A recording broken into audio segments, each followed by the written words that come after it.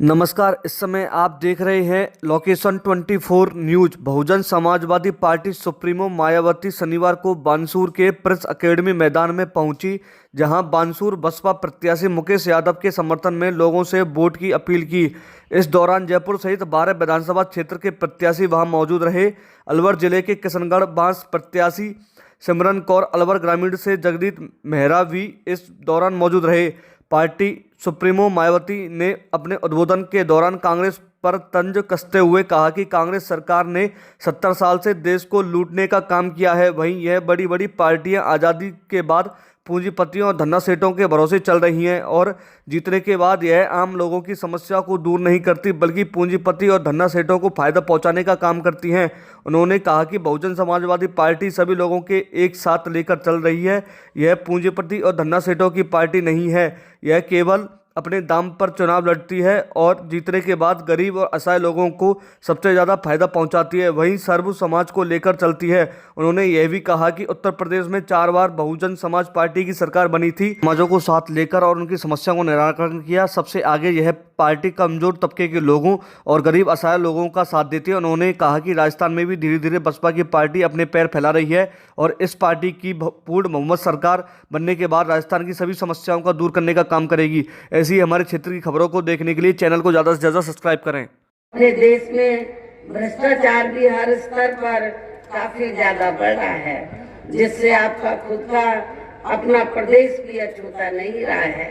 और इन सब के लिए हमारी पार्टी आजादी के बाद से लेकर अभी तक केंद्र में देश के अधिकांश राज्यों में तथा आपके खुद के अपने प्रदेश में भी ज्यादातर सत्ता यहाँ गलत पार्टियों में से खासकर कांग्रेस, बीजेपी व इनकी सहयोगी पार्टियों के हाथों में ही आने को मानकर चलती है। और इन सभी विरोधी पार्टियों को हमारी पार्टी इसलिए भी जिम्मेवार मानकर चलती है क्योंकि आजादी के बाद से लेकर अभी तक लगभग ये सभी विरोधी पार्टियां केंद्र व देश के अधिकांश राज्यों में भी ज्यादातर यहाँ बड़े बड़े पूंजीपतियों व धन्ना सेठों की ही आर्थिक मदद से सत्ता में आती रही हैं।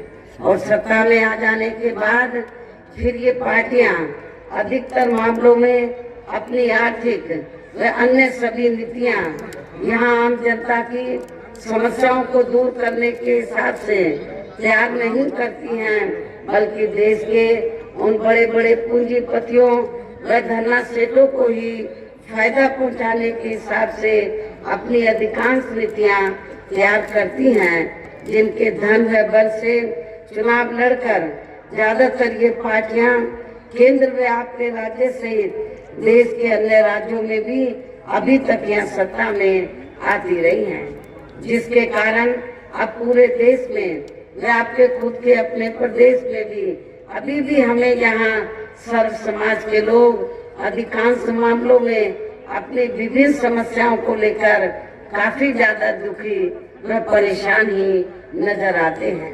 जबकि पूरे देश में बीएसपी ही अकेली एक ऐसी पार्टी है जो विरोधी पार्टियों की तरह देश के बड़े बड़े पूंजीपतियों व धन्ना सेठों की आर्थिक मदद से नहीं, बल्कि अपनी पार्टी के ही आम कार्यकर्ताओं की आर्थिक मदद से चुनाव लड़कर यहाँ केंद्र व राज्यों की भी सत्ता में आना चाहती है, ताकि हमारी पार्टी सत्ता में आने के बाद फिर बिना किसी दबाव के वे आजाद होकर सर्व समाज के लोगों की सभी समस्याओं का समाधान करके उन्हें हर मामले में व हर स्तर पर खुशहाल बना सके। और इसी आधार पर चलकर ही आबादी के हिसाब से देश के सबसे बड़े प्रदेश उत्तर प्रदेश में 4 बार हमारी पार्टी ने अपने नेतृत्व में वहाँ सरकार भी बनाई है। और हमने अपनी सभी चारों रही सरकारों में अपनी पार्टी की विचारधारा एवं सिद्धांतों के तहत चलकर वैसे तो वहाँ सर्व समाज के हितों का पूरा ध्यान रखा है, लेकिन सभी मामलों में प्राथमिकता पहले हमने वहाँ सर्व समाज में से विशेषकर उन कमजोर तबकों के लोगों को तथा गरीब एवं असहाय लोगों को ही दी है, जिनकी वहाँ हर मामले में व हर स्तर पर सभी विरोधी पार्टियों की रही सरकारों ने उनकी हीन, जातिवादी, संकीर्ण व पूंजीवादी सोच होने के कारण काफी ज्यादा उपेक्षा की गई है।